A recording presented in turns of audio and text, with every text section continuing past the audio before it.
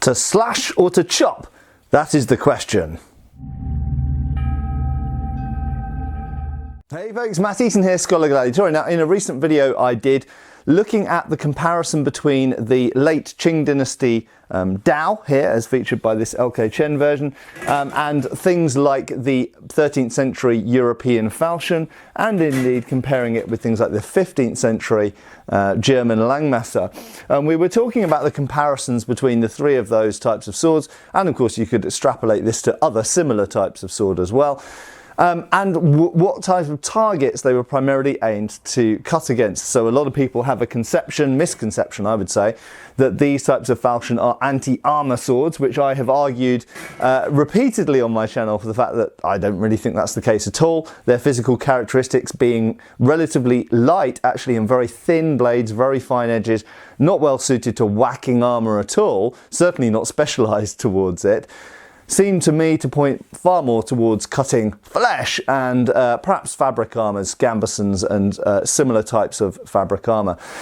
Now, when we look at the Qing Dynasty Dao, a few interesting comments came up, specifically about the Oxtail Dao. Now, first thing we have to mention is that this particular type of Dao is quite famous thanks to Kung Fu movies. Now, Kung Fu movies are often, they take certain types of sword and give you the impression that they were the predominant types of sword for centuries and centuries, and the fact is it's not really the case actually.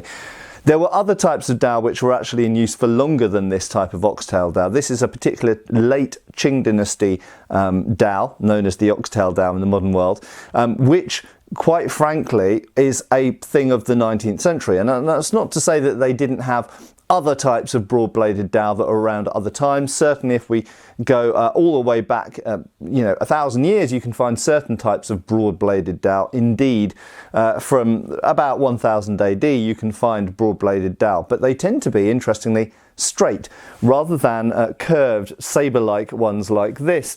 And in fact, if we go all the way back to what would have been European migration era, if we go back to the kind of 6th, 7th century, then the Dao is, for the most part, a completely straight sword like this. Now you'll notice this Chinese Dao from hundreds of years earlier, more than 1,300 years earlier, more or less, is essentially a straight-edged a single-edged straight sword that is not dissimilar, in fact it is, the root for where Japanese swords come from. So if you've ever wondered, and I'm sure viewers of this channel already know this because I've mentioned it before, but if you've ever wondered where initially the tachi and later on the uchigadana and the katana came from, they largely were influenced, they did have internal development of course as well, but they were heavily influenced around the year 900 AD by European dating, around 900 AD, hugely influenced by Chinese swords. And in fact, some of the best conditioned early Chinese swords that we have, including the original that this is based on, this example I'm holding here, are actually preserved in temples in Japan, Nara most notably. So bringing this back to chop versus slash, well, let's just unpack those terms for a minute. So most people's perception, and bearing in mind those are just two English words, okay, so those are kind of arbitrary. One of the problems with language is you've got to remind yourself to not necessarily be too pedantic, unless you're a doctor or a lawyer, not necessarily to be too pedantic about language, because often language can mean different things to different people. So we often have to unpack what a term means. What slash means to me, apart from being the guitarist from Guns N' Roses, might not be what slash means to someone else. But for the purposes of this video, what are we talking about? Well, if I just go back to the Qing Dynasty Dao for a second.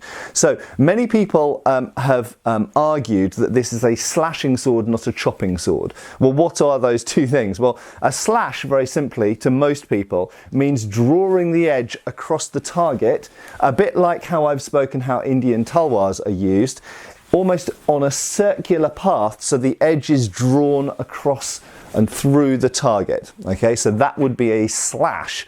Now, slashes are long cuts, they are cuts that hit at a very oblique angle to the target, and therefore they produce a long but relatively more shallow wound. Now, what do most people understand by a chop? Well, a chop to most people is where the blade is let to go out and extend and hits at a more perpendicular angle to the target, and therefore produces a, usually on most parts of the body, a shorter wound, entry and exit, but potentially deeper. So for example, if you had someone's arm, this is a sharp blade, so I'm not going to demonstrate exactly on my arm, but if you slashed across the arm, you might produce a long wound that doesn't go all the way through it. If you chop through the arm, it might completely bisect and lop off the arm, but relatively speaking, it's a shorter wound. So there's a simplistic way of looking at it, that a slash keeps the tip back and a chop lets the tip fly out. Now, is this a slashing or a chopping blade?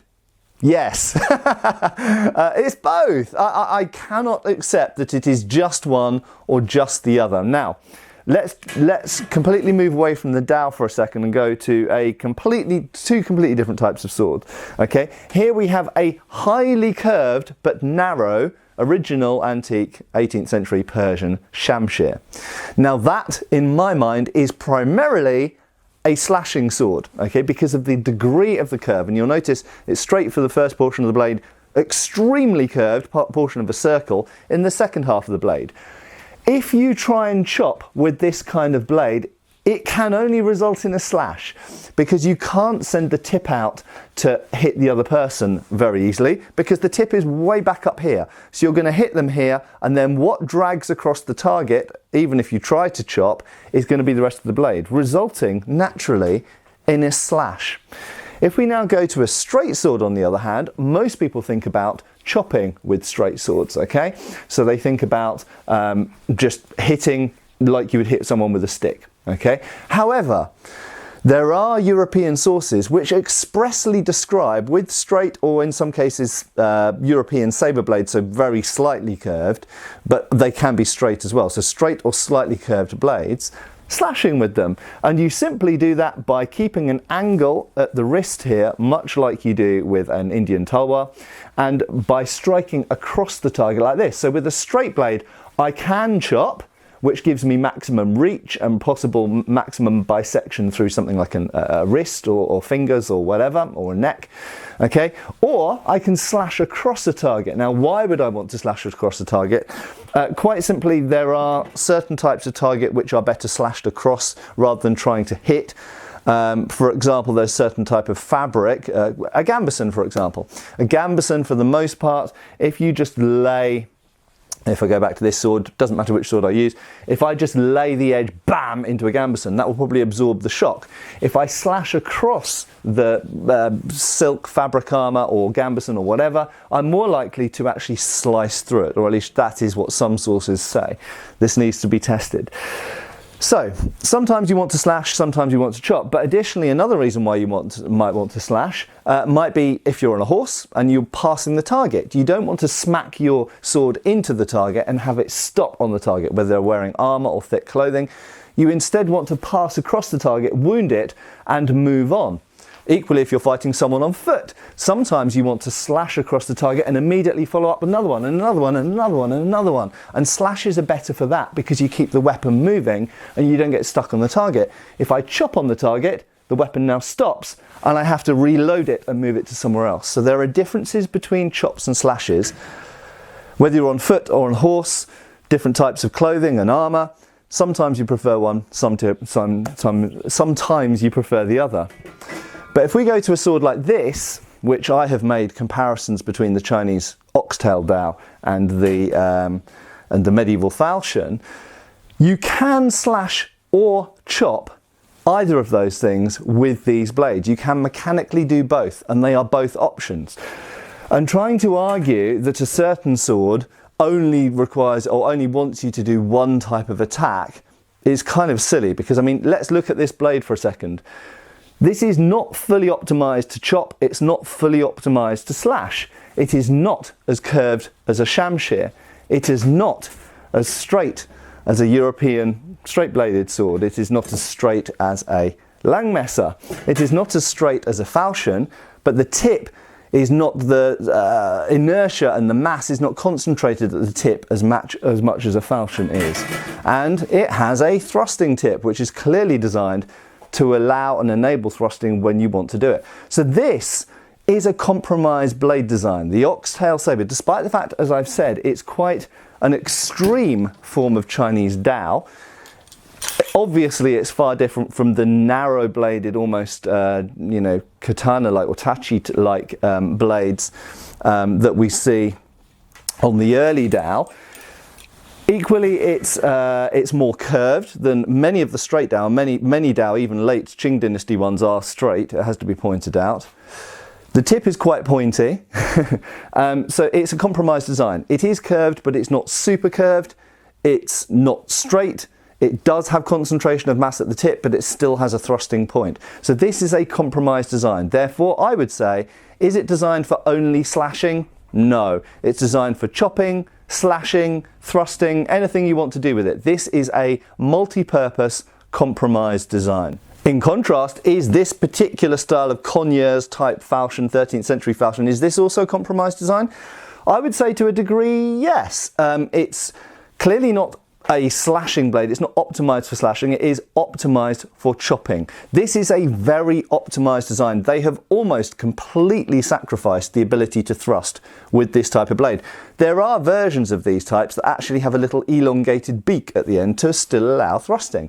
So some of these were still compromised designs, despite the fact it's extremely specialized, obviously, for chopping. It's got a huge amount of the mass concentrated at the tip, a very thin flat blade up here, so it will have very little resistance passing through a target, and this very blunt hatchet tip at the end. So it's really optimized for chopping, definitely. But you can still slash with it if you want to slash with it. You don't have to chop with it. You are still able to do slashes across the target. And to some small degree, certainly against unarmoured people, you are still able to give thrusts of sort, certainly to something like someone's face, with that point. So this is still to some degree a compromised design. So to conclude, I would say that most swords that exist are compromised designs to some degree. You can slash with them, you can chop with them, you can thrust with them. And so saying that whether it's a Japanese katana or any other particular sword is only a slashing sword or only a chopping sword or only a thrusting sword. Let's talk about rapiers for a second as well. You can cut, you can chop and slash, both of those things with a rapier. So saying that any particular sword is only one of those things is usually foolhardy.